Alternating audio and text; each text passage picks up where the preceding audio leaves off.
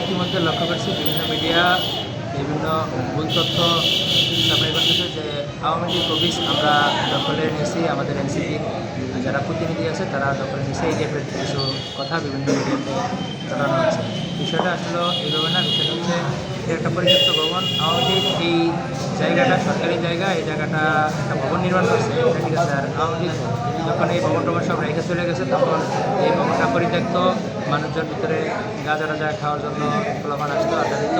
এই আড্ডা এবং অপরিষ্কার অপরিচ্ছন্ন এলাকা থেকে আমরা সহ্য করে আমরা এখান থেকে জুলাই শহীদ এবং আহতদের সুবিধার্থে আমরা তাদের জন্য এই জায়গাটা একটা বসার স্পেস এবং অফিস কক্ষ হিসাবে পরিচালনা করবো এখান থেকে। এই জন্য আমরা এই জায়গাটা পরিষ্কার করে নিয়েছি। বিশেষ করে জুলাইতে অনেকে এখনও জুলাইয়ের কার্ড পায় না, অনেকে শহীদ হয়েছে তাদের বিচার পায় না, অনেকে আছে আহত হয়েছে এখনও সঠিক ট্রিটমেন্টটা পাচ্ছে না। এই টাইপের সকল বিষয়গুলো হওয়ার জন্য আমরা কিন্তু এখান থেকে কার্যক্রম পরিচালনা করবো। হ্যাঁ, আমাদের সিভিল কার্যক্রম হয়তো আমরা সুযোগ থাকলে এখান থেকে করবো।